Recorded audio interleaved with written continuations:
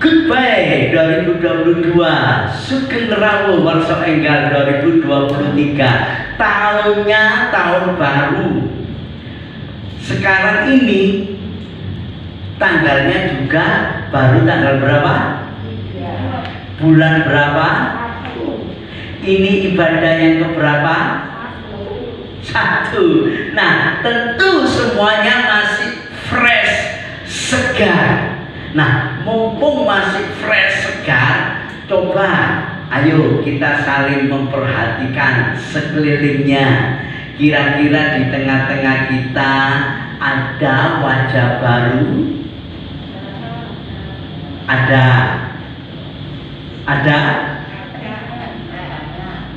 Banyak. Sudah disambut banyaknya? Ayo sekarang, atau wajah-wajah lama yang baru di MUA, di make up artist gitu ya. Atau ada yang pakai rambut baru di rebonding, atau ada yang pakai busana, busini, busitu yang serba baru, atau baru disetrika. Ya nggak apa-apa. Atau ada yang pakai sepatu baru, atau hanya baru dilap-lap saja. Tidak apa-apa. Yang penting hati kita selalu baru dan terus-menerus diperbarui. Amin. Pikiran, perasaan, emosi, perilaku kita juga terus-menerus diperbarui. Amin. Sehingga body, mind, and soul kita selaras terus-menerus dengan Kristus Yesus. Amin. Sehingga gampang kita untuk nembang haleluya.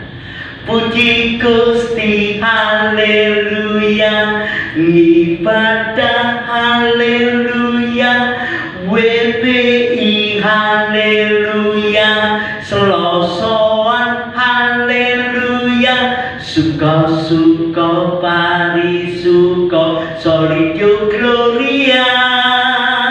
Segala puji, hormat, syukur, kekayaan, kelimpahan, kekuatan, urip mulya dipersembahkan hanya bagi Kristus Yesus Tuhan kita. Amin. BBI Krian bersorak-sorela yang diperbarui lebih semangat. Urip jan rekoso kudune yo padha ndedonga.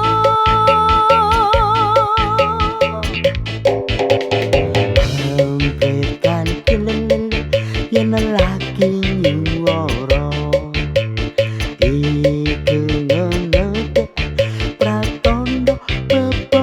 Haleluya.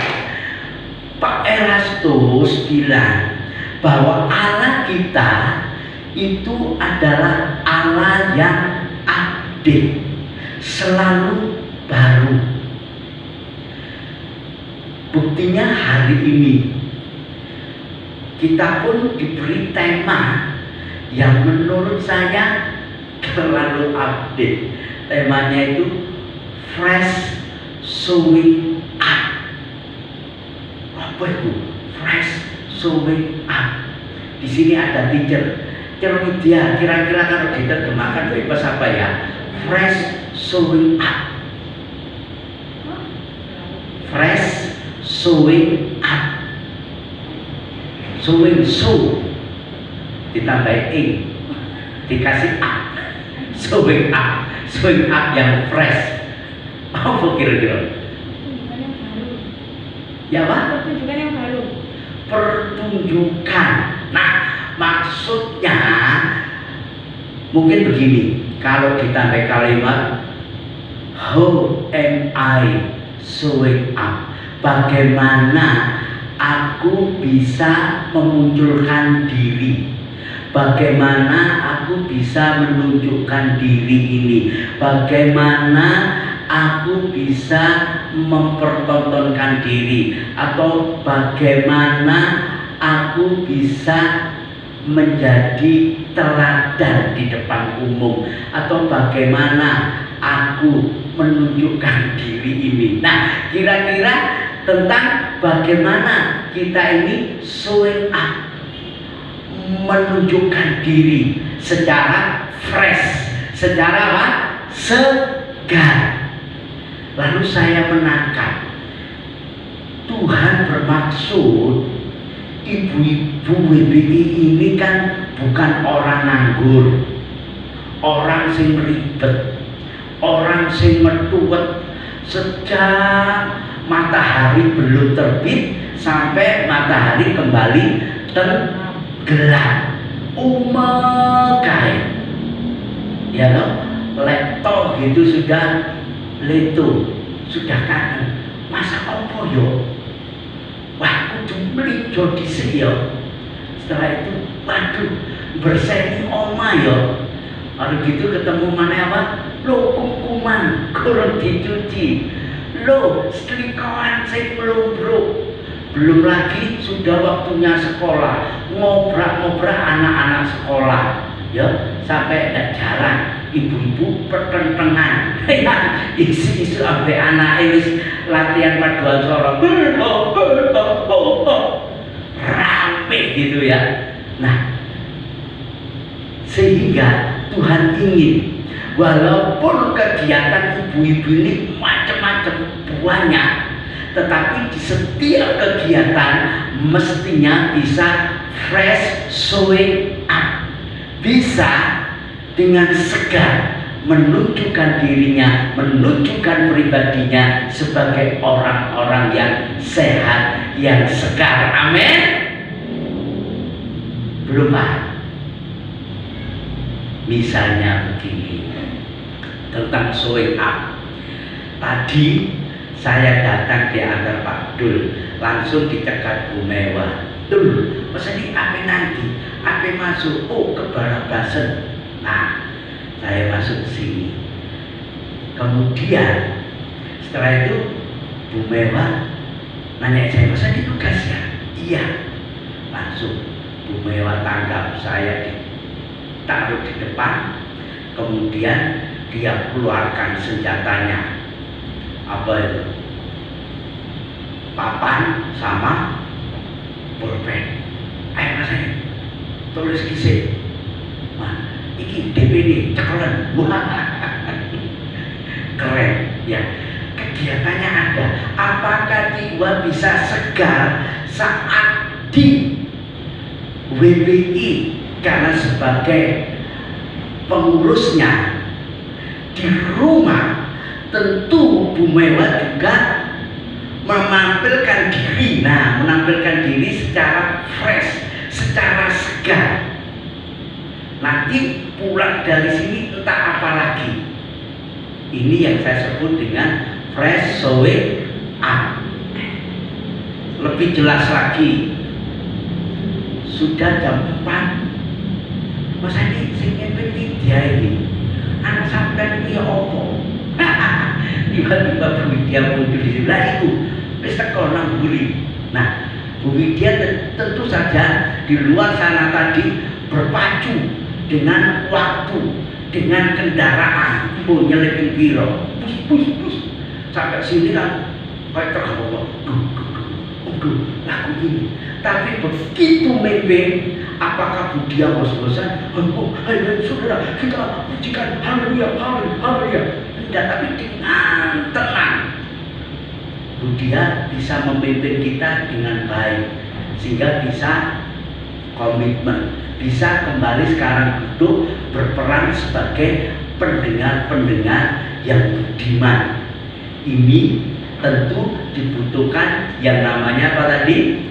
Fresh showing up. Katakan bersama-sama 2, 3. Fresh showing up. Ya, menampilkan diri secara segar. Ini yang Tuhan mau untuk kita kerjakan. Karena apa? Seringkali karena kegiatan ibu-ibu ini banyak, dari kegiatan satu kepada kegiatan lainnya. Kalau kita nggak ingat fresh showing up, maka kegiatan kita itu amburadul, campur gak karuan. Misalnya kalau ibu-ibu tadi adalah ibu-ibu yang juga karir di kantor. Waduh, di kantor sudah diomeli pimpinan. Keluar kantor, lihat jalan raya ruwet, wis ruwet, dilala ban gembos jes, golek kompan cek adoe melaku, otomatis hati ini rasanya gimana? Merungsung, gak enak, gak karuan. Begitu sampai di rumah didapati namanya anak-anak itu loh santai banget, leye-leye, HP-an, cekikian, padahal rumah belum tertata. Kira-kira ibu-ibu gimana responnya? Happy kok, langsung koyok nogo kebakaran.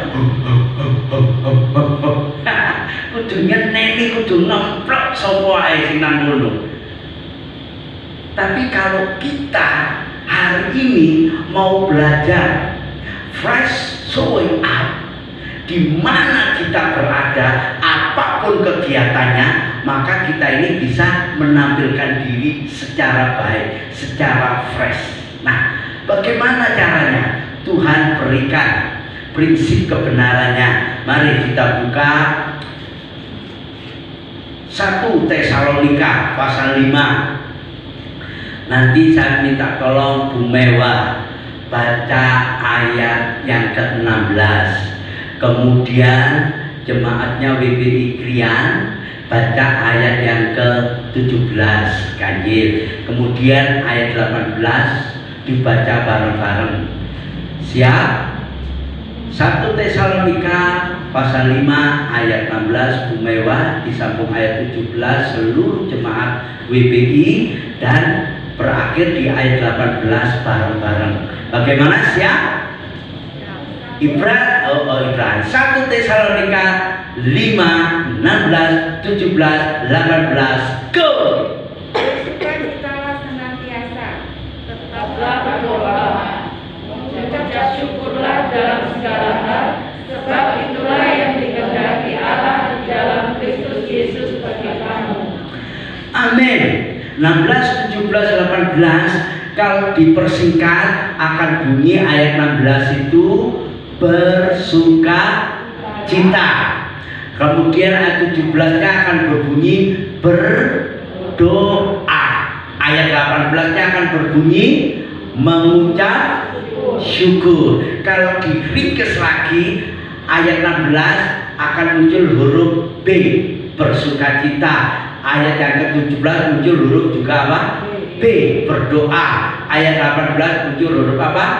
M, mengucap syukur. BBM.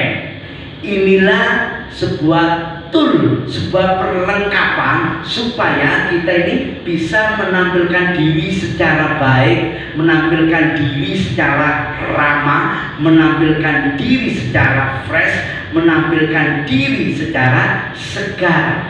Tahunnya aja tahun baru, tahun yang fresh, yang segar. Tidak akan lagi kita ketemui, maaf, wajah-wajah yang lesu, wajah-wajah yang loyo, wajah-wajah yang cemberut, tetapi semua wani adu esem, wani adu senyum. Coba kasih senyum termanisnya ke sekelilingnya. Tidak ada senyap sehingga kita bisa gemuyu, bisa guyu, enak rasanya. Nah, saya belajar dari seorang scholar asal Australia, seorang ahli. Dia nulis buku tentang space, ruang ketiga. Apa sih ruang ketiga ini? Ternyata kalau saya pelajari itu adalah sebuah ruang imajiner, hanya ada di dalam pikiran, perasaan, hati kita. Secara kasat mata tidak kelihatan, tetapi ada yang disebut ruang ketiga. Kalau ada ruang ketiga, maka ruang pertamanya katanya Pak Adam Fraser. Nah, Pak Adam Fraser ini seorang dokter. Dia bilang biasanya ibu-ibu yang punya banyak kegiatan tadi punya ruang pertama. Misalnya ibu-ibu tadi semuanya berangkatnya dari mana? Rumah. Di rumah ketemu siapa tadi? Bisa ketemu suami kalau suaminya di rumah, bisa ketemu juga dengan anak-anak kalau anak-anaknya di rumah, bisa juga ketemu dengan asisten, bisa juga ketemu dengan tetangga-tetangga. Pastilah kebutuhan berinteraksi dengan mereka beda ketika ibu-ibu sudah masuk ke ruang mana ini? Ibadah. Ketemu dengan ibu-ibu yang sehati, sepikir, sejiwa, satu roh, satu tujuan, hanya untuk memuliakan Tuhan Yesus. Sehingga kita menampilkan showing up-nya yang beda antara di rumah dan di sini. Tetapi kalau di rumahnya tadi ruwet, lalu kita tidak menyadari ada ruang ketiga yang saya sebut sebagai ruang imajiner atau juga ruang transit, ruang antara, atau ruang kalau di jalan tol itu ada ruang rest area untuk berhenti sejenak. Kalau istilahnya Alkitab di Mazmur ini ruang sela, ruang jeda sejenak, ngempet ambekan sedelok baik. Nah, supaya apa? Masuk ke gereja supaya kita sudah bisa tenang, tahu tatanannya.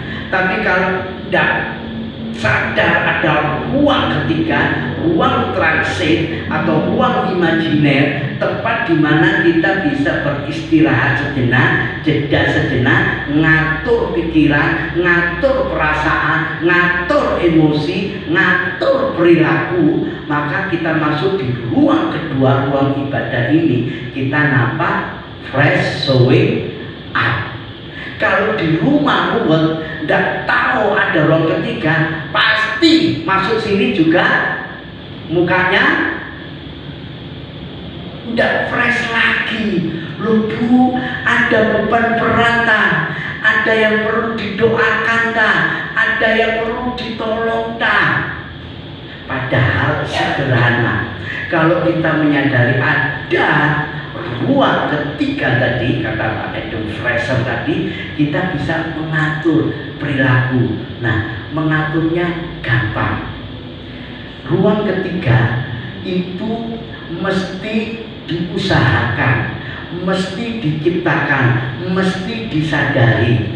Kalau tadi Ibu dari rumah sampai ke sini pindah ruangan, itu bisa otomatis, itu disebutnya macro transition. Jadi otomatis sudah aku tahu, wah aku di rumah, oh aku di gereja, mari kini aku keluar lagi, pulang ke rumah atau masih ke pasar. Tetapi kalau yang ruang transit tadi itu mesti diusahakan, mesti disadari supaya kita bisa memasuki kegiatan berikutnya dengan tenang, dengan nyaman, dengan kondusif, dengan baik, dengan fresh showing up. Pentingnya ruang transit. Nah, coba Bu Mika ini punya pengalaman perjalanan jauh dari Korea sampai ke Belanda. Kira-kira butuh ruang transit tidak Bu Mika? Butuh. Ketika ada ruang transit, apa yang dikerjakan Bu Mika? Oh, transitnya di mana waktu itu Bu Mika? Waktu itu transitnya di Doha. Wah, di Doha itu kapan? Iya, kantor berbalan pisah. Nah, itu perlu. Itu tadi yang disebut macro transiting. ruang yang jelas ada. Tetapi di dalam kita merubah perilaku kita, pikiran, perasaan kita, kita mesti sadar kita punya juga makro transiting, supaya kita tahu, oh aku ini akan menghadapi jemaat, oh aku ini akan menghadapi sesama pengurus, oh aku ini akan menghadapi ibu gembala, oh aku ini akan menghadapi anakku, oh aku ini akan menghadapi suamiku. Sehingga kita bisa menampilkan diri sebaik-baiknya. Tidak hantem kromo saja, berhadapan dengan ibu gembala, berhadapan dengan teman, berhadapan dengan anak di pondok kabeh. Wah, rusak tatanan. Nah, pentingnya ruang transit itu begitu. Nah, supaya kita bisa mengendalikan, bisa mempergunakan ruang transit seperti Bu Niko tadi, mulai bola poe melaku delok keindahan Doha apa ya lo. Nah, kita pun bisa demikian dengan cara apa? Tadi dikatakan 1 Tesalonika 5 ayat 18-nya apa? Mengucap syukur. Contoh mengucap syukur. Begitu ibu-ibu di rumah selesai masak, lalu leye-leye enggak tau, mari masak mesti nyandak lainnya. Memasaknya mesti diucapin syukur dulu. Oh haleluya, hari ini masakku selesai. Mungkin nanti masaknya suami bilang, kasihan masakanmu. Anak bilang, wah masakannya mami kurang sip hari ini. Nggak apa-apa, itu dijadikan PR. Tetapi yang penting supaya bisa pindah dari kegiatan memasak, misalnya kegiatan apa? Cuci-cuci atau korak-korak atau mau berangkat kerja, bisa mengucap syukur. Jadi mengucap syukur gampang, tidak perlu undang tetangga kanan kiri, undang wandi urip mulya dihibur.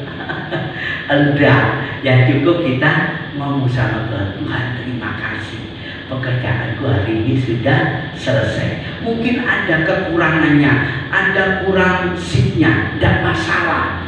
Yang penting apa tadi? Apa? Mengucap syukur. Ini langkah awalnya supaya kita bisa menggunakan ruang transit tadi, mengucap syukur. Setelah mengucap syukur, kan kita akan menuju pada kegiatan kedua. Seperti tadi saya contohkan, saya dari rumah mempersiapkan, lalu sampai di sini saya harus beda lagi. Tadi sebagai seorang yang mempersiapkan, tapi di sini sebagai orang yang memaparkan firman Tuhan, maka saya harus yang lain lagi. Apa yang saya kerjakan? Saya terima kasih Tuhan, persiapannya sudah selesai. Mungkin ada kurang di sana di sini, tidak masalah. Tapi begitu tiba di sini, harus bisa meyakinkan ibu-ibu, harus bisa membawa ibu-ibu lebih dekat lagi pada Tuhan, harus bisa menjelaskan firman Tuhan lebih gamblang untuk bisa dikerjakan. Lalu saya apa? Ketika di tengah jalan, saya sudah menata nanti apa ya yang saya mau lakukan, apa ya yang saya mau kerjakan, apa ya yang mesti ada di sekeliling saya. Nah, itu di tengah jalan tadi saya sudah mulai merekarkan. Ini yang saya sebut kalau di mana tadi 1 Tesalonika 5 ayat 17-nya dalam hal apa? Berdoa. Sehingga di jalanan pun saya berdoa, Tuhan terima kasih, Tuhan Yesus Immanuel, Tuhan pasti menyertaiku, Tuhan Yesus HaGoel, Tuhan yang sudah menebusku, membenarkanku, menyucikanku, menguduskanku, maka aku layak di hadapanmu memberitakan firman. Sehingga sampai di sini karena berdoa, maka saya tidak grogi lagi, tenang saja, mengalir saja, ya toh, tenang saja, ngeflow saja, istilahnya begitu ya. Sehingga ya jalan saja. Kalau istilahnya Pak Owi, persiapan saya yaitu saya hidup ini mempersiapkan, begitu memberitakan ya apa yang dialami, yang diberitakan. Oke sajalah. Nah, saya pun belajar begitu, sehingga saya menggunakan ruang antara tadi untuk apa? Berdoa. Kalau orang Kristen kan bilang nafas adalah apa? Doa. Nafas itu doa. Kadang-kadang saya heran, ada orang mau firman kok tidak bisa firman. Ada orang mau memberitakan firman tiba-tiba di cancel, aku tidak bisa, tolong digantikan, kena apa? Kok bisa begitu? Mau tugas WL kok tidak bisa, kena apa? Nah, rupanya langkah keduanya dihilangkan. Dia mengerjakan dengan kekuatannya sendiri tanpa bergaul dengan Tuhan. Padahal doa itu sederhana, hanya soal apa? Soal apa? Nafas. Tanpa dipikir kita pun sudah apa? Bernafas. Tetapi kali ini berdoa itu nafas yang disadari. Aku bernafas. Aku bernafas. Disadari. Nafas itu mengambil jeda tadi, mengambil selah supaya bisa mempersiapkan, minta Tuhan tolong, minta Tuhan pimpin, sehingga nanti di kegiatan yang akan kujalani semuanya di dalam berkat-berkat Tuhan. Amin. Perlu doa. Jadi tidak sampai kita waduh, kalau doa jago entek 1 jam ini kurang berapa menit ini, berapa detik ini, tidak bisa. Ternyata doa juga sederhana, cukup apa? Mengambil nafas. Maka nafas kehidupan itu ada di dalam diri kita, dan kita bisa mengerjakan kegiatan berikutnya dengan fresh, sowe. Yang terakhir, nah, setelah mengucap syukur, berdoa, apa tadi? Ayat 16-nya, bersuka cita. Pastikan di kegiatan yang kita kerjakan, kita memiliki joyful, kita memiliki roh suka cita. Kalau kita kehilangan roh sukacita, jangan-jangan kita belum mengucap syukur, jangan-jangan kita belum ambil nafas doa sama Tuhan, sehingga sukacitanya hilang. Sukacita, bahkan ketemu di rumah duka pun kita juga bisa apa? Bersuka cita. Keadaan kondisi paling buruk sekalipun kita tetap bisa adu suka cita. Itu yang Tuhan mau ajarkan. Nah, contoh Alkitabnya saya dapati di Yosua 2 ayat 1. Ada seorang wanita perempuan namanya Rahab. Nah, Rahab ini di Yosua dikenal sebagai seorang perempuan yang sundal. Elek apa elek? Elek, tapi dicatat di Alkitab, jujur Alkitab kita. Kemudian saya dapatkan lagi di Ibrani 11 ayat 31. Nama yang sama disebut Rahab. Gelarnya sebagai wanita perempuan yang sundal. Elek apa elek? biar mantap betul kejelekannya, ditata di Yakobus pasal 2 ayat yang ke-25. Rahab seorang wanita pelacur. Elek apa elek? Elek. Statusnya buruk, statusnya jelek, kondisinya memprihatinkan.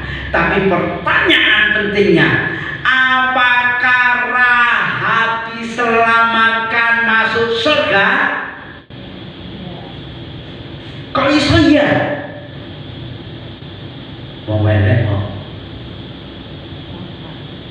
Ibrani mencatat, ya toh?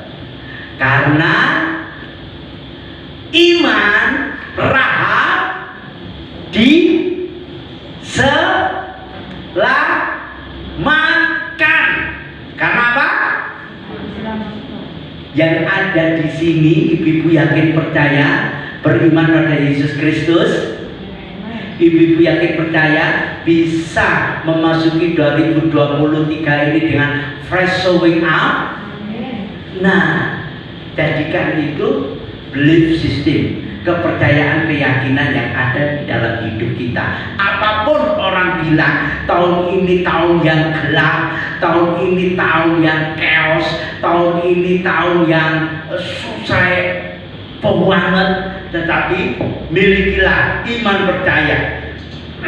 Karena iman Rahab pun diselamatkan. Karena iman WPI Krian pun semuanya sukses, selamat, oleh mulia. Amin. Satu lagi, Yakobus juga mencatat bahwa sejelek-jeleknya Rahab benar diselamatkan. Ibrani menyebut iman, tetapi Yakobus menyebut apa? Karena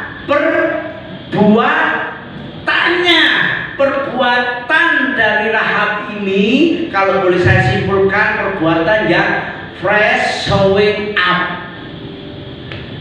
Di Yosua disebut dia jelek, di Ibrani jelek tetapi punya iman, diubahkan oleh Tuhan masuk dalam kategori selamat. Di Yakobus bukan hanya imannya saja yang mantap, tetapi perbuatannya juga dicatatkan sebagai perbuatan yang menyelamatkan.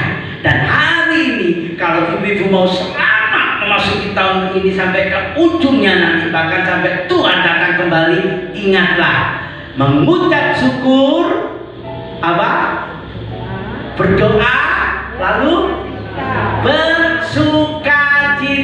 Matius 1 ayat 5 disebutkan Rahab diperistri oleh Salmon. Salmon ini salah seorang raja kecilnya Israel yang ikut misinya Yosua. Dari Salmon, Rahab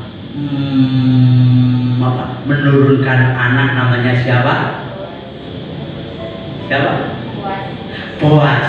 Boas ketemu Rut, menurunkan anak, namanya siapa?